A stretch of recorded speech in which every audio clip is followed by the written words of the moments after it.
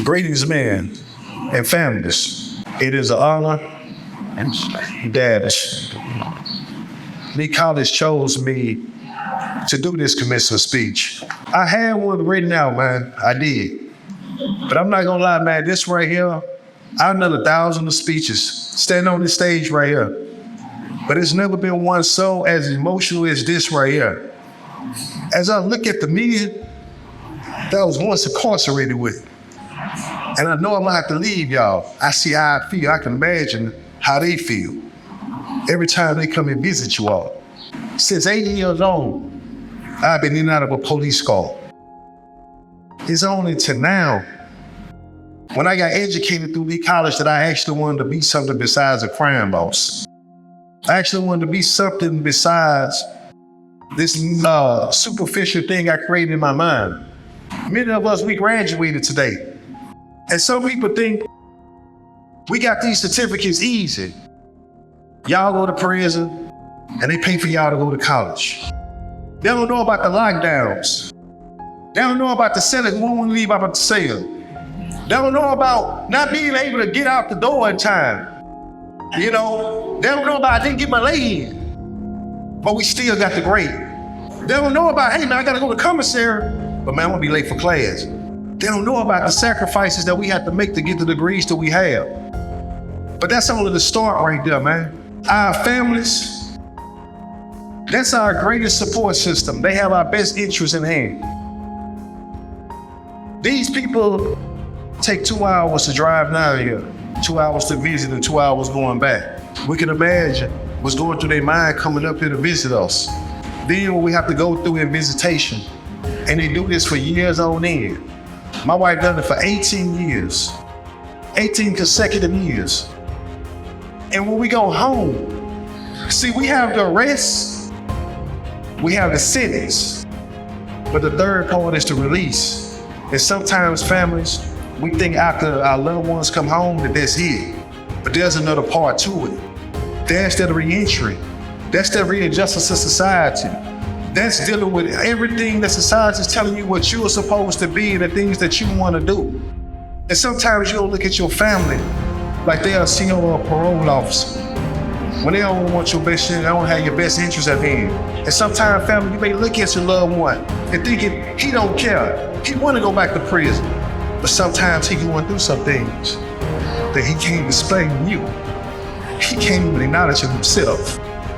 Be patient with him. Because the trauma that we experience here, we don't need that therapy. It doesn't matter about the accomplishments that you get. It just cover up the scars. We still got to deal with the mental trauma that we experience, being behind these walls, hearing the screams, the cries, the fist fights.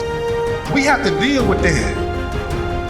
And your family is the one that's gonna help you do it. Brothers, I'm telling you, man, I'm telling you. I'm not giving you no flowery speech. I'm not giving you, when I was here, hands up cute, I was on point. Head coordinator, head chaplain clerk, getting my degrees, et cetera, et cetera. Bro, it's a struggle out there. It's a dog world. Get on your grind right now. Everything you need to learn it right now, because you're not gonna have time to do it out there. You're not gonna, and your family, they not accepting no excuses, man. Your son, your daughter, they need us. They need for us to be on point. They don't need for us to play no games. In the classroom, that's when we serious at. On that basketball court, that's when we play games. We grown men, we not boys. We got to have our priorities straight. And we have to stay focused. And we have to know who's in our corner, who's our support system. And that's our family. Communicate. Whatever communication you need to reestablish and repair your relationships, do it today. Don't wait until tomorrow. And understand the relationships that you have. There's an individual that I met in here. And we never thought that our relationship would blossom the way it did. I met this individual and he helped me become the man that I am today. This brother had 2 life sentences. And this is a point to us, create the help that you need. If you don't have the help, create the help that you need. I met the brother. I left him in 2012. I caught back up with him in 2019. I went to his mother's birthday. She was 87 years old. I gave her a card with $87 and I spoke about her son. I told her about her son and the way that she'll never be able to see him. He left his mom 28 years ago. She never saw the new man that he became, but the man that he became was the man that helped me become the man that I am. Months later, his mom passed away. He wrote the letter that he wanted me to read at his mom's funeral.